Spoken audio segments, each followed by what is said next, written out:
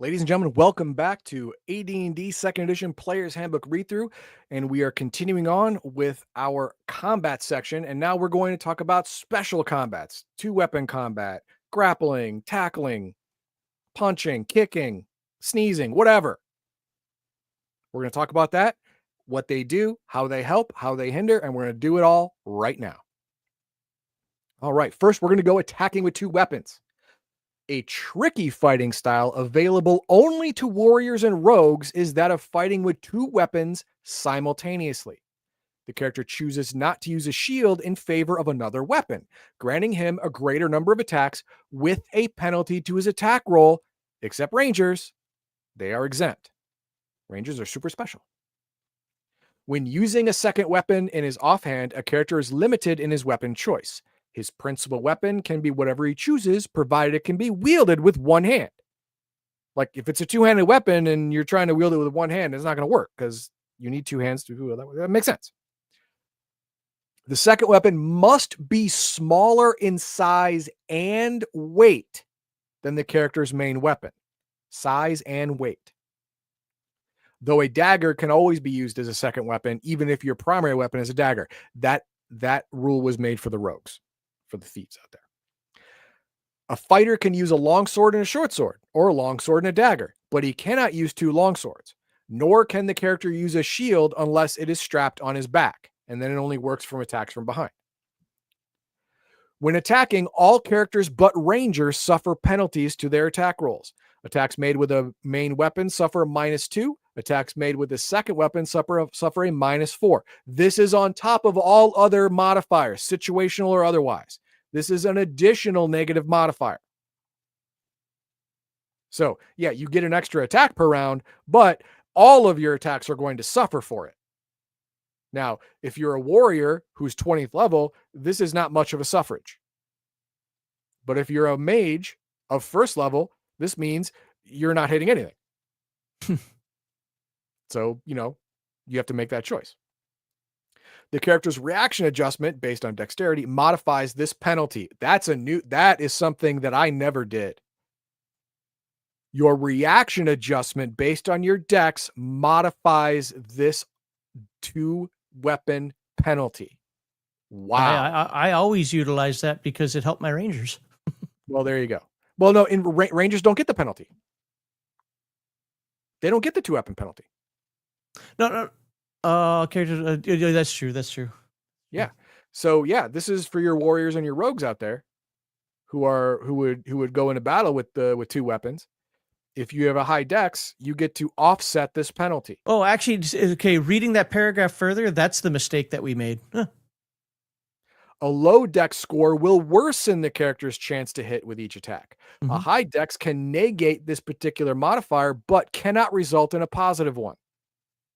So if you have a +4 initiative, +4 dexterity modifier, then you can negate all of this problem, but you don't get any bonuses. Yeah, so where I played, and I probably just perpetuated it from my original game masters. We allowed the bonus. Like if you had a high reaction, there's no reason why you can't have a bonus to hit. That was their mentality, and I just kind of carried that forward, I guess, because I've always given the penalty and the bonus. Okay. The use of two weapons enables the character to make one additional attack each combat round with the second weapon. The character gains only one additional attack each round, regardless of the number of attacks he may normally be allowed. Thus, a warrior able to attack 3 times every 2 rounds, once in the first round and twice in the second, can attack 5 every 2, twice in the first round and 3 times in the second. Notice it's the lower number first. Yes, lower number first. All right, so that's something. I never did that. The reaction adjustment modifies the penalty for two-weapon fighting. I never did that. As a dungeon master, I'm not going to lie, I forget about it a lot. And I either need the player to remind me, but when I'm playing the character, that's a rule I'm very well versed in. You might have heard about the character because I think it was just before we met you and you weren't in the game.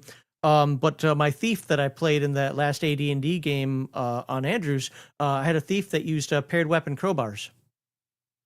And I absolutely, because I had a high dex, included that. Okay. Movement in combat. Since a round is roughly a minute long, it should be easy for a character to move just about anywhere he wants during the course of the round. After all, Olympic class sprinters can cover vast amounts of ground in a minute.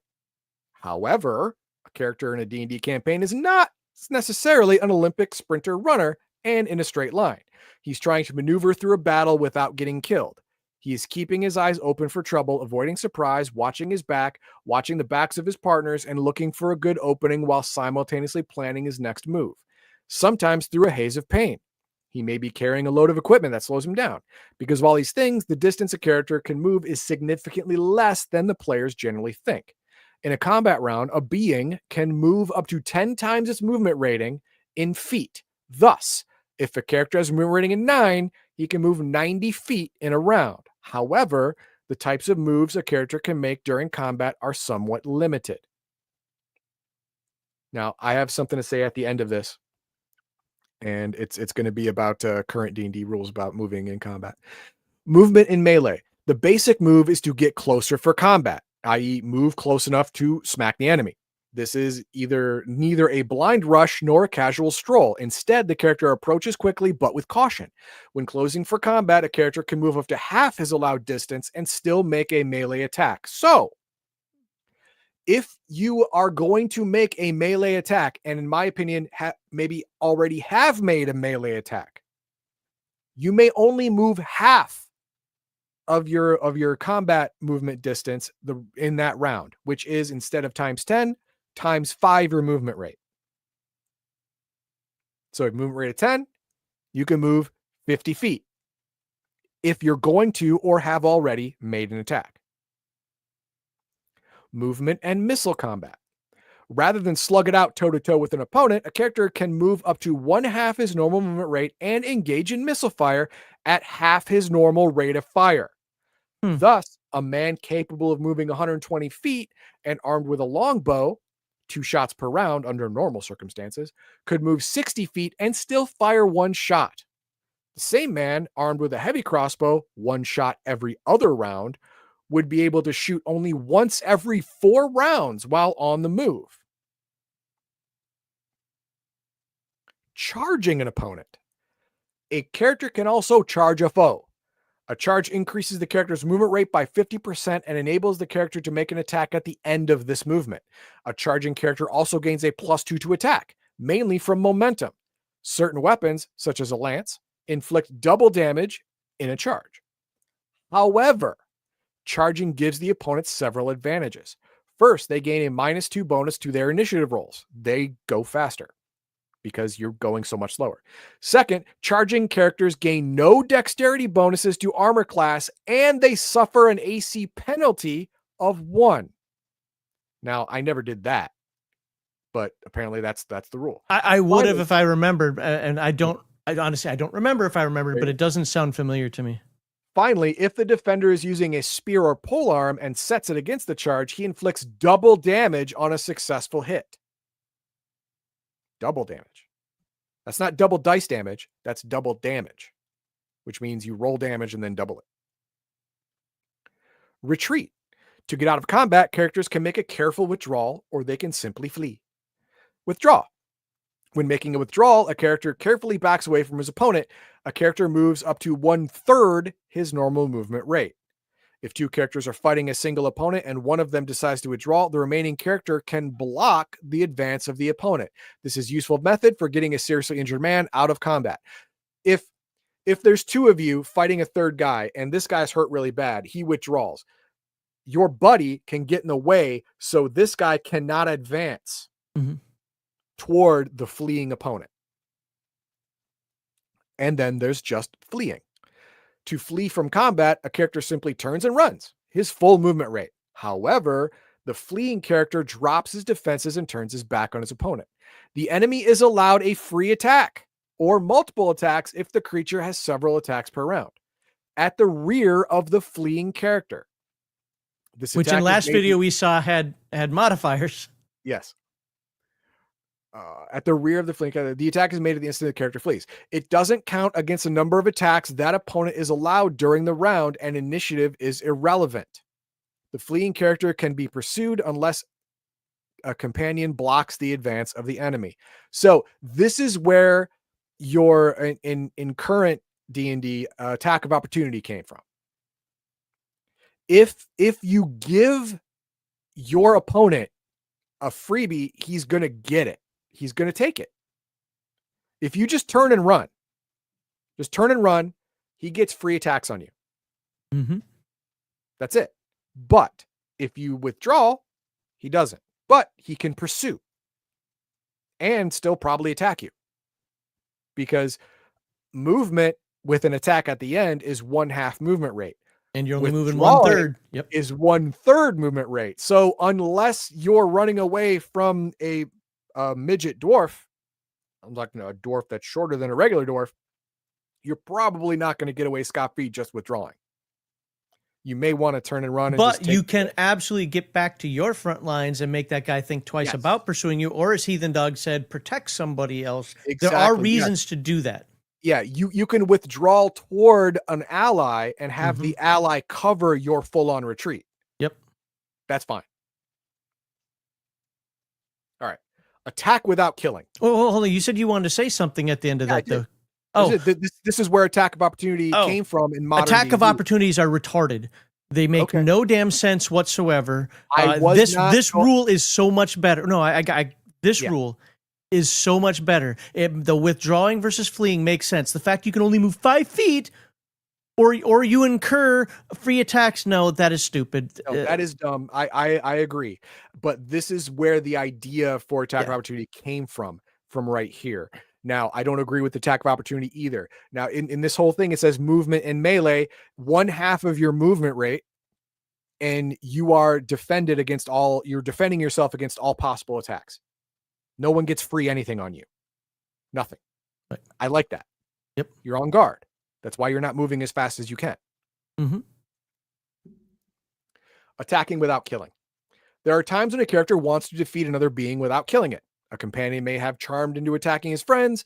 An enemy may have information the PCs can only get by subduing him. Whatever the case, sooner or later, the characters are going to try to take someone without killing them. There are 3 types of non-lethal attacks: punching, wrestling, and overbearing. Punching is your basic bare-fisted fighting. Wrestling is the classic combination of grappling, holds, and throws. Overbearing is simply trying to pull down an opponent by sheer mass or weight of numbers, pinning him to the ground. Okay, let's talk about it. Punching and wrestling. These are the most basic of combat skills, unknowingly practiced by almost all children as they rough and tumble with each other. Well, not anymore. Today's children are sissies. Thus, all characters, regardless of class, are assumed to be somewhat proficient in both these forms of fighting. Punching occurs when a character attacks with his fists. No weapons are used, although the character can wear an iron gauntlet or similar item, and that has you can look under that has special damage bonuses or whatever. Wrestling requires both hands free, unencumbered by shields and the like. When punching or wrestling, a normal attack roll is made. The normal armor class of a target is used. If a character is attempting to wrestle in armor, the modifiers on table 57 are used. If you are wrestling in full plate armor, your modifier is -10. You know why? Because you're slow as shit. They're gonna sidestep you. They're gonna dip. They're gonna dive. They're gonna dodge, and they're gonna get out of the way. You have to move your entire body quickly, and that's not happening. Penalties for where was that? Yeah, normal modifiers to the attack roll are also applied. This is on top of everything else. Penalties for being held or attacking a held opponent do not apply to wrestlers. Wrestling involves a lot of holding and twisting as it is, and the damage resolution system for punching and wrestling takes this into account. If the attack roll is successful, consult table 58 to find the result of the attack. Cross-index the character's modified attack roll with proper attack form. If, for example, a character successfully punched with an 18, the result would be a rabbit punch. If you rolled an 18 on a successful wrestling attempt, the result would be a kick. Punching and wrestling attacks can succeed on attack rolls of 1 or less, exceptions to a general rule. Okay, so let's see. You're punching. You're in a fist fight. And you roll a 13. That's a hook. Damage is 2. Percent chance to knock out your opponent is 9. This is where the non-lethal part comes in. You can just knock a brother out and he's Mhm. done. He's out for minutes. The biggest complaint my groups had with this table actually wasn't the table itself. You know, a lot of people just complain about the table, is the fact of, I'm going to say it, takes away player agency. Because the player be like, no, I wanted to come with an overhand on him because that would be the best punch in that, in that situation. There you go. It's like, no, you describe it after you roll in this case. Don't tell me what you're trying to do, or tell me, give me the result of what happened and what that means to you in that case. I'm not going to lie, it's obviously not the best system out there, but No, it is. for quick and dirty, I like it. I think it's quick and dirty and gets the job done. You have to think about this way. Think about this way.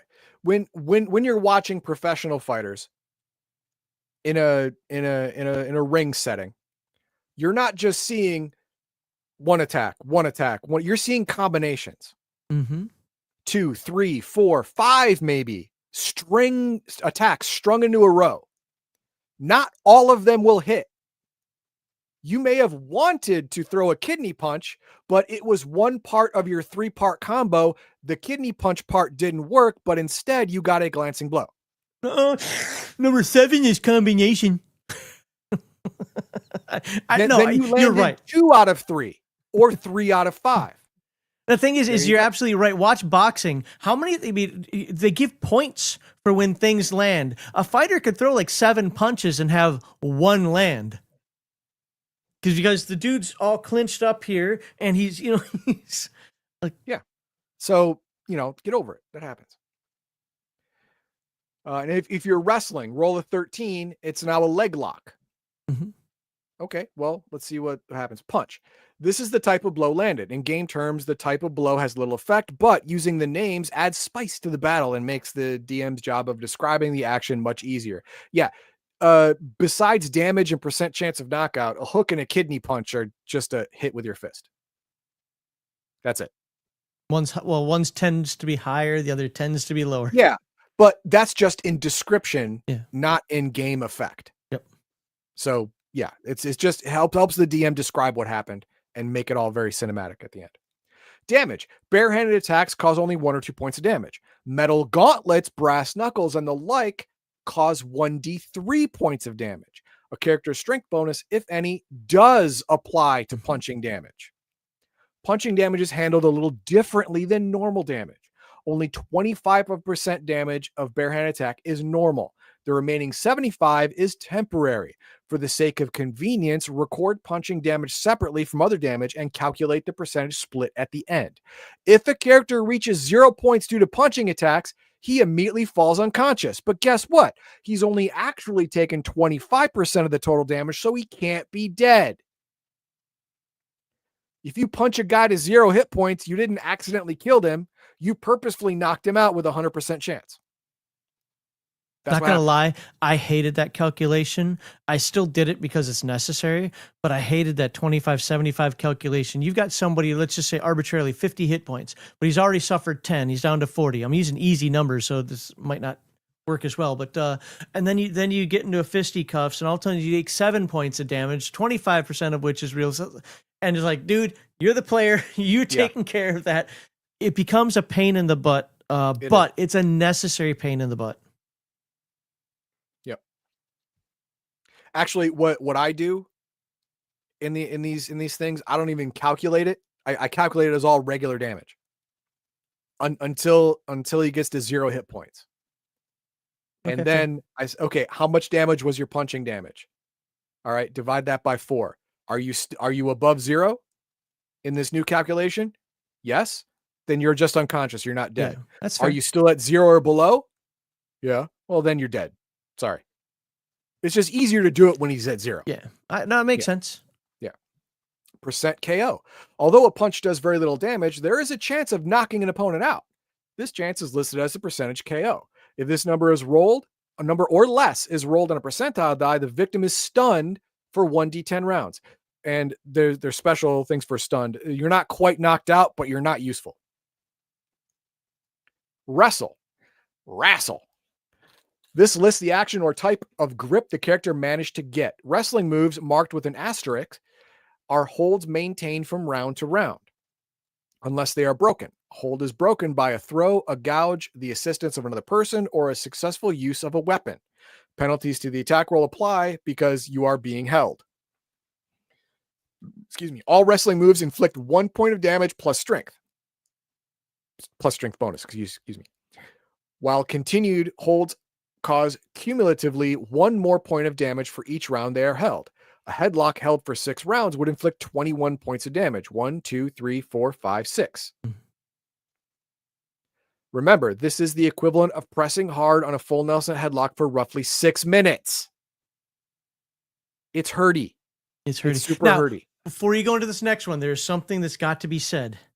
Okay. The wrestling and punching weapon proficiencies. What? I think it's in the fighter's handbook. I forget.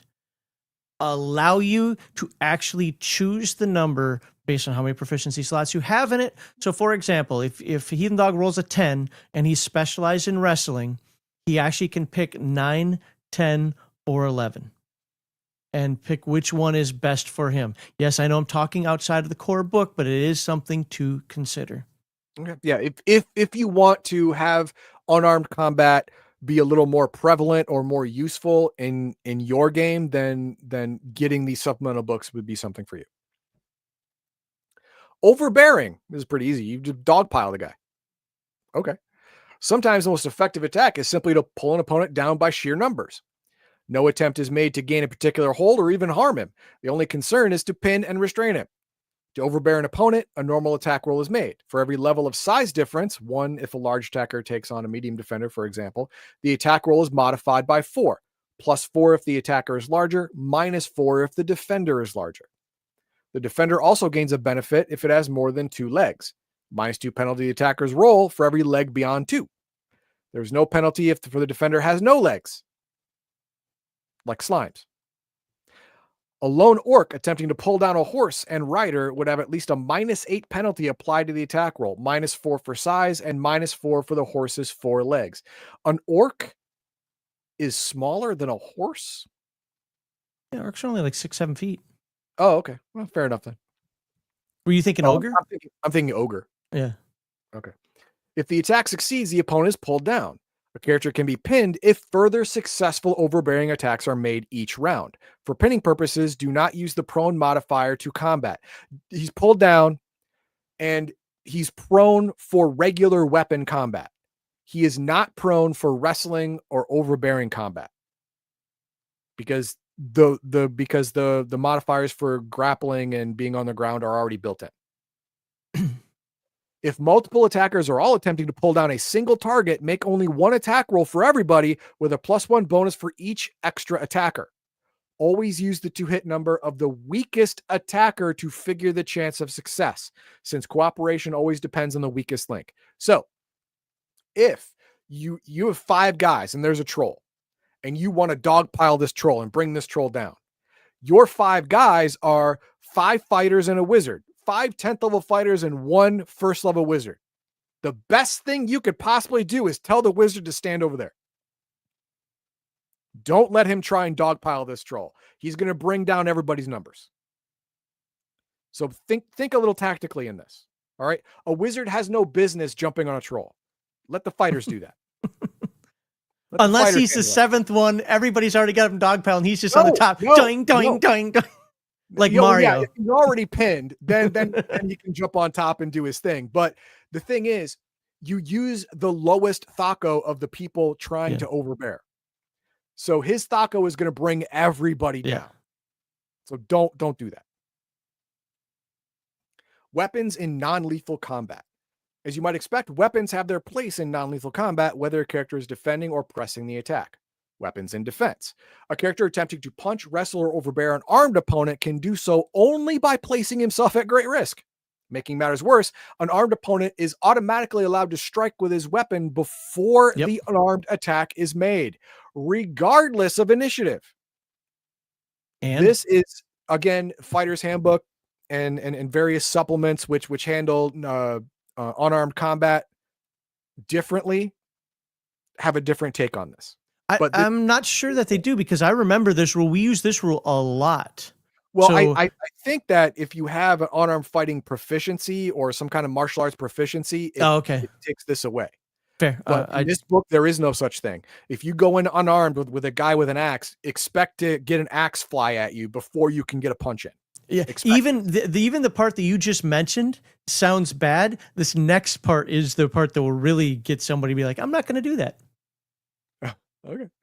Furthermore, since his opponent must get very close, the defender gains a +4 bonus to attack and damage. So doing an unarmed attack against an armed person is what's the word? Stupid. It's stupid. Unless you are Or level desperate. 20 and he's level 1 or it's a 5-year-old or whatever, then this is just dumb. Don't do this. Pure Don't do desperation could be the other reason. pure desperation. Yeah, yeah. Hail Mary, hopefully full of grace for you, but probably not. If the attacker survives, then he can attempt his stupid idiotic move of attacking someone unarmed with a weapon. Those involved in a wrestling bout are limited to weapons of small size after the first round. It's very difficult to use a sword against someone who's twisting your sword arm or clinging to your back, trying to break your neck. For this reason, nearly all characters will want to carry a dagger or a knife. Again, a tactical choice. Remember, it does not take an action to drop a weapon and draw another. It doesn't. So if someone actually is stupid enough to try and attack you unarmed and you miss him with your sword, you drop it, pull a knife, and you start stabby stab the idiot who's trying to grabby grab. You can clip that. Non-lethal weapon. It is possible to make an armed attack without causing serious damage. This is not as easy as it sounds, however. Weapons are made to hurt people. First, the character must be using a weapon that enables him to control the damage. This is not possible with an arrow or a sling. It's not feasible with a warhammer or a mace. It can be done with swords and axes as long as the blade is turned so it doesn't cut, hitting someone with the flat of the blade. Second, the character has a -4 penalty to his attack roll. Why? Because the weapon was not made to swing like this. The damage from such an attack is 50% normal, and 1/2 of it is temporary. Non-lethal combat and creatures. When dealing with non-humanoid opponents, a number of factors must be considered. First, unintelligent creatures, as a rule, never try and grapple, punch, or pull down an opponent. When they attack to kill. They cheerfully settle for tearing apart limb by limb. This, to their small and animalistic minds, is the better solution. Yeah, get it. Second, the natural weapons of a creature are always usable. Unlike men with swords, a lion or a carnivorous ape doesn't lose the use of its teeth or fangs just because you're very close. No, that's usually where you're in the most danger. So, there's that. It's kind of evolved or created in a world with gods for that to work out really well. Yeah, to perform that way, right? Yeah. Finally, and of the greatest importance, creatures tend to be better natural fighters than humans. All attacks for a tiger are the same as punching or wrestling. It is just that the tiger has claws. Furthermore, a tiger can use all of its legs effectively, front and back. So if you hook its front paw, it can still rake you with its back leg. It also has a paw that can be used just as effectively. So you have not disarmed the tiger. Sorry.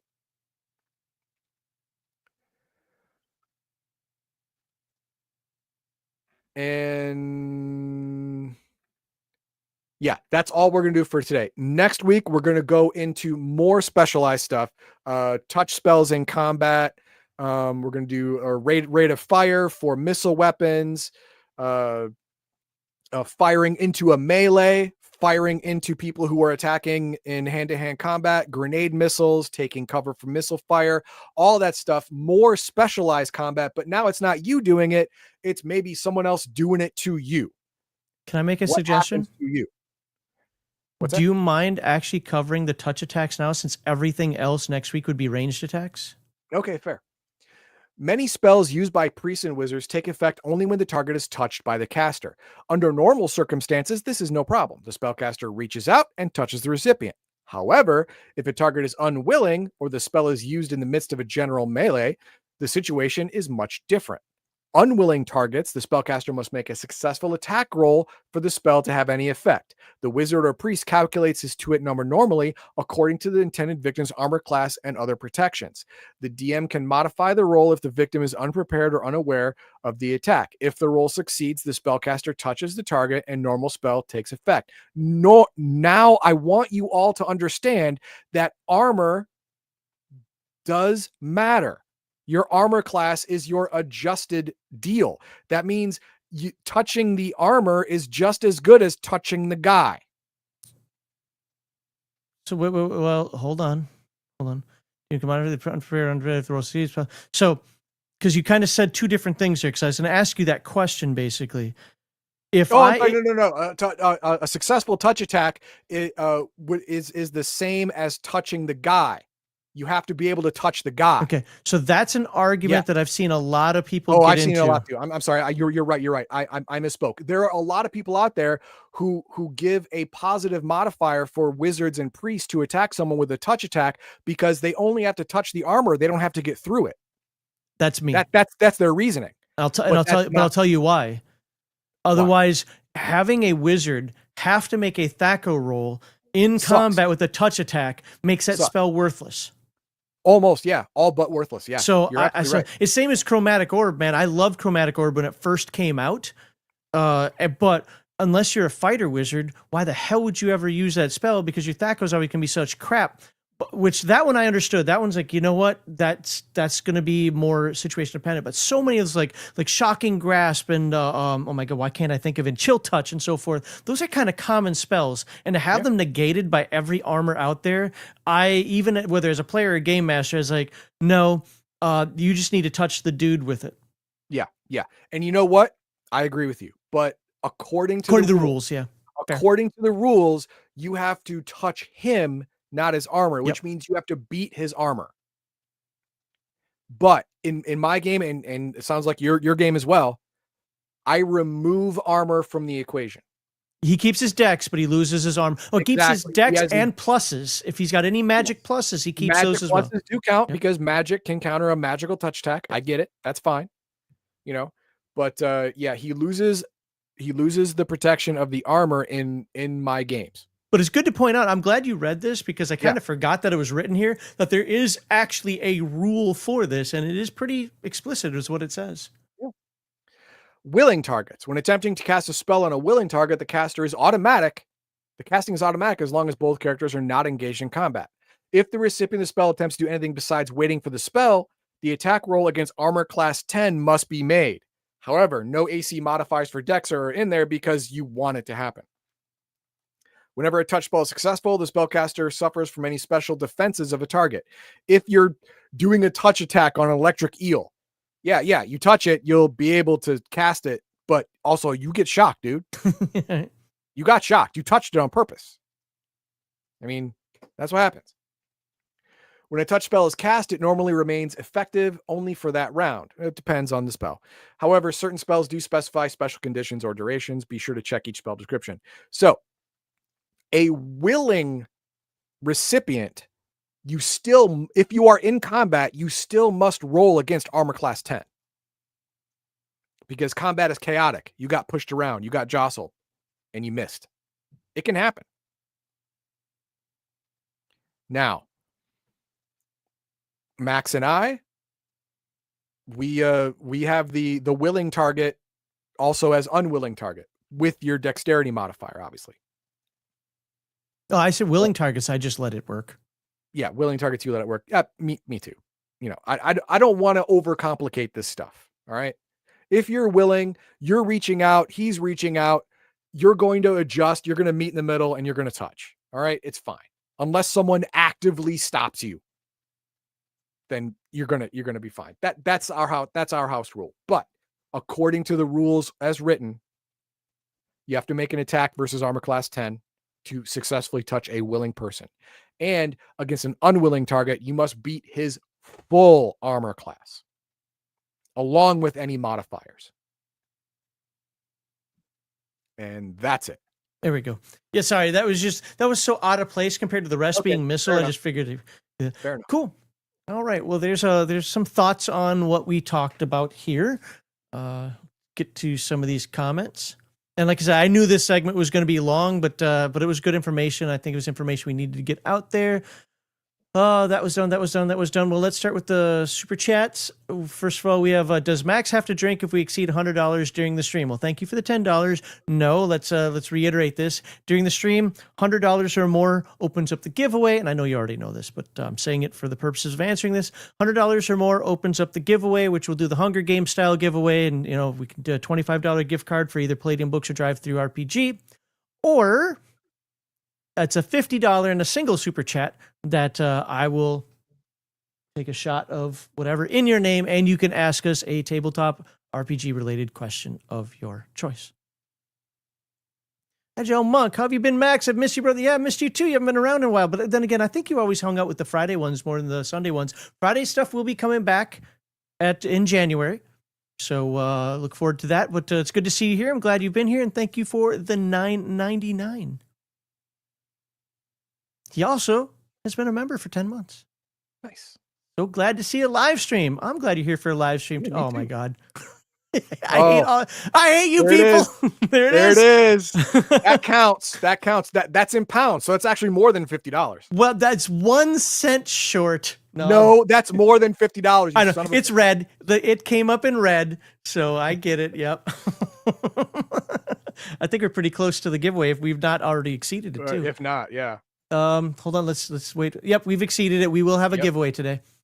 So thank you very much. Let me read these final two to make sure we get through them, and I'll do this off the video portion of the live stream. Priest Handbook Fighting Monk section. This was about the that makes the punching and wrestling specialist. Kwai Chain Kane type stuff. Yeah. That makes sense because I was a priest of Lyra. And priests of Lyra get an automatic specialization in either punching or wrestling, and that's where I last used it. So that does make sense. And finally, On the Rocks, who just donated the $50, I think. Nice. The name's very similar there. Says, that's weird. Why is it showing up differently? I don't know. Anyway, I'm surprised I don't hear more stories of overbearing. Doesn't matter if the anti-paladin is wearing his magical armor if everyone dogpiles and the rogue comes and stabs him in the eye slit. Yeah. Take him down so he can't really move, and you. Yeah. Well, once he's down and held, then as long as there's no combat anywhere in the area, a coup de grace can happen. And even without the coup de grace, your attack roll is going to be so easy. It just like On the Rock said, it's important that the person who does the coup de grace cannot be one of the people holding him down. Yeah, right. Right. So the thief comes around and goes stab, and it's over. So one of the things that I used to do as my priest of Lyra is because I was only allowed to do this against agents of Loviatar, I think it is, but I did get to do that because coincidentally, and I mean coincidentally, it was part of our campaign, is I would wrestle him down, and then I'd take that dagger because I had no penalty. I'd have him in a hold. But it was the only way I was allowed to use a real weapon to do damage was against Loviatar. But I'm saying that because that's how I knew those rules. I'm like, oh yeah, I forgot about those. Oops, get that off the screen. But thank you very much. All right, so what are you talking about next week? And then I'll do the drink. We got one more. He came another one. Been watching you guys for a while. Love your RPG overview. So about time I supported you. Keep up the good work. Well, thank you very much. That's some awesome support. One of the things I've been hearing recently from folks is whether they like what we say or don't like what they say. They like the passion in that we've been talking about, even if we annoy them. And two, apparently we've upped our game on the commentary and not just reading. And people are really liking that as well. Excellent. We get a couple of poo-pooers. Just read the book. No, you read the book. We're going to have fun with the book. Yeah. If you just want the basic information, then you can Bueller on your own. Or go get a wiki or something. Yeah, go get a wiki, whatever. But next week I'm going to be continuing with combat, but we are going to talk about some other stuff. Missile weapons, obviously, because missile weapon rate of fire is drastically different than melee combat, number of attacks per round. Ability modifiers that modify missile combat, firing into a melee with missiles, taking cover against missile fire, grenade missiles. All that stuff is treated drastically differently than melee combat in itself. So it has its own section. So that's what I'm going to do. I'm going to start with that. Awesome. Sounds great. Excellent. Well, I hope to see everybody then. Please like, subscribe, and share, and look forward to talking to you guys next time.